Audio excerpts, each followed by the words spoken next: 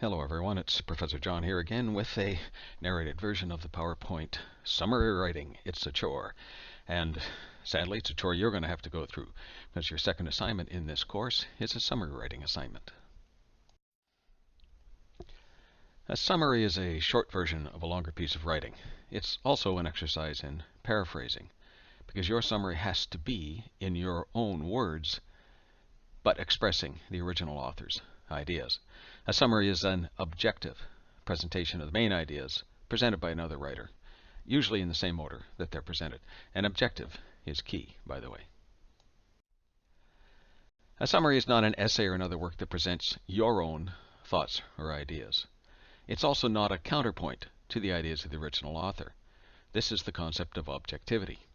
You present what someone else says without comment, without slanting the data in any particular way. Many approaches to summary writing can be found in textbooks and videos online these days, but in general they do follow a particular set of steps.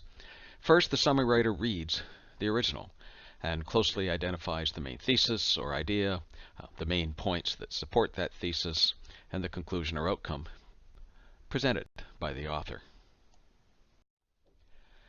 Next, the summary writer paraphrases the main thesis and idea and the main points and the conclusion, and so on. Finally, the summary writer writes the summary. That is, puts together the paraphrased information in a way that mirrors the same organization of the original, but which is, of course, a whole lot shorter. And the length of a summary can be anywhere from 5 to 20% of the length of the original. As a general rule, the longer the original is, the smaller the percentage the summary will be. A written summary must include the following information about the original document: the name of the author of the article being summarized, the title of the article being summarized, the publisher of the article being summarized, and the date of publication of the article being summarized.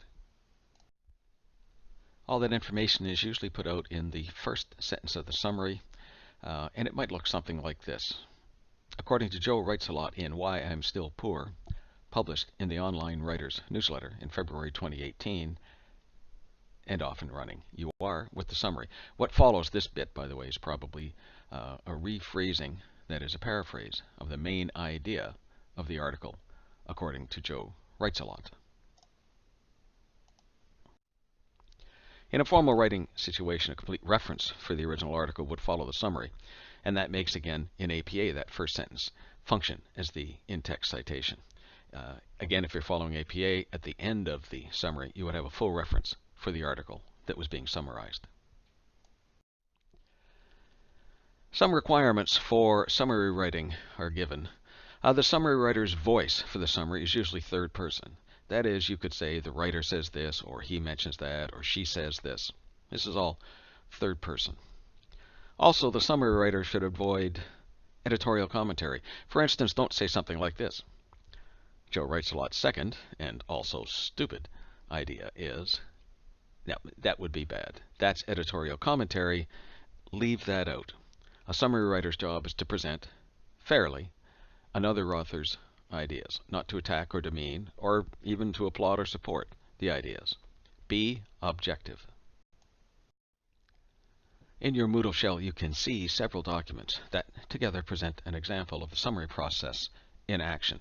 These documents include the text of an original article, a real article in fact, a first walkthrough of the article in which the summary writer identifies the thesis and main ideas and so on, a second walkthrough looking for unnecessary information such as minor supporting details, off-topic comments, redundant work, and so on, a first draft of the summary. This one is the first attempt at paraphrasing the information, and the final version of the summary, fully paraphrased, properly organized, complete, objective, and so on.